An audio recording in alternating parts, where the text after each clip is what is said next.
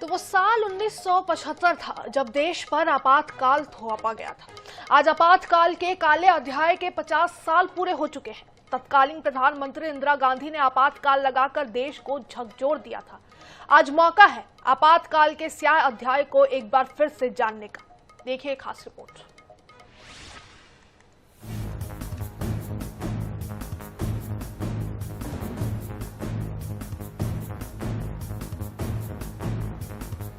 भाइयों और बहनों, राष्ट्रपति जी ने आपातकाल की घोषणा की। भवानी प्रसाद मिश्र की कविता। बहुत नहीं थे, सिर्फ 4 कौवे थे काले। उन्होंने यह तय किया कि सारे उड़ने वाले उनके ढंग से उड़े, रुके, खाएं और गाएं। वे जिसको त्योहार कहें सब उसे मनाएं। कभी कभी जादू हो जाता है दुनिया में, दुनिया भर के गुण दिखते हैं औगुनिया में। ये औगुनिये 4 बड़े सरताज हो गए, इनके नौकर चील, गरुड़ और बाज हो गए। वो 25 जून साल 1975 की तारीख थी जब आजाद भारत के इतिहास की वो घटना हुई जिसे लोकतंत्र के लिहाज से काला अध्याय माना जाता है। देश में 25 जून साल 1975 की रात आपातकाल लगा था। उसके लिए तत्कालीन प्रधानमंत्री इंदिरा गांधी ने जयप्रकाश नारायण के भाषण को ढाल बनाया था। 26 जून 1975 को सुबह देश के नाम अपने संदेश में इंदिरा जी ने कहा था कि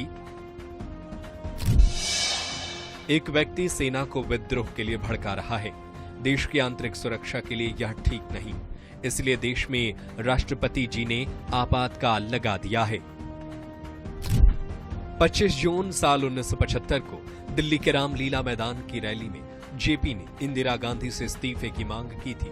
देश के अलग अलग हिस्सों में चल रहे आंदोलन का नेतृत्व कर रहे जयप्रकाश नारायण ने इसे संपूर्ण क्रांति का नारा दिया था। दरअसल 1975 में आपातकाल लागू करने का ऐलान इलाहाबाद हाईकोर्ट के एक फैसले के बाद आया था। हाईकोर्ट ने इंदिरा गांधी के निर्वाचन को चुनौती देने वाली याचिका पर 12 जून 1975 को फैसला सुनाया था। तत्कालीन प्रधानमंत्री इंदिरा गांधी के रायबरेली से निर्वाचन को रद्द कर दिया था और अगले 6 साल तक उनके चुनाव लड़ने पर प्रतिबंध भी लगा दिया था। इसके बाद इंदिरा गांधी के इस्तीफे की मांग शुरू हो गई और देश में जगह जगह आंदोलन होने लगे। सुप्रीम कोर्ट ने भी हाईकोर्ट के आदेश को बरकरार रखा। इसके बाद आपातकाल की घोषणा की गई। इंदिरा गांधी के खिलाफ हो रहे आंदोलन के नायक जेपी को इंदिरा जी ने 25 जून 1975 को दिल्ली के गांधी शांति प्रतिष्ठान से गिरफ्तार कराया और जेल की अंधेरी कोठरी में डाल दिया। चौधरी चरण सिंह, मोरारजी देसाई, राजनारायण, अटल बिहारी वाजपेयी, लाल कृष्ण आडवाणी और कांग्रेस कार्य समिति के तत्कालीन सदस्य चंद्रशेखर और रामधन सहित कई नेताओं को भी जेल में डाला गया था। देश में कुल 19 महीने तक आपातकाल लगा रहा। लेखकों ने इस कालखंड को 19 महीने की एक काली लंबी रात कहा। इस दौरान दर्जनों मनमाने सरकारी फैसले हुए। सरकार का विरोध करने पर दमनकारी कानून मीसा और DIR के तहत देश में 1,11,000 लोग जेल में ठूंस दिए गए। इमरजेंसी के समय विरोध प्रदर्शन का तो सवाल ही नहीं था। लेखक, कवि और फिल्म कलाकारों तक को नहीं छोड़ा गया।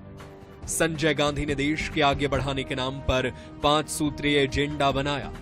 परिवार नियोजन कार्यक्रम के तहत 19 महीने के दौरान देश भर में करीब 83 लाख लोगों की जबरदस्ती नसबंदी करा दी गई।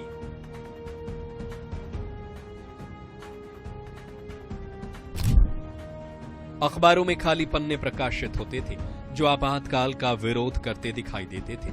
माना जाता है कि इंदिरा गांधी ने संजय गांधी की सलाह पर ही आपातकाल लगाने का फैसला किया था। बहरहाल यहां ये जान लीजिए कि साल 1975 से पहले 2 बार देश में आपातकाल लगाया जा चुका था, लेकिन उसकी वजह युद्ध थे, जबकि 1975 का आपातकाल विशुद्ध रूप से राजनीतिक फायदे के लिए लगाया गया था।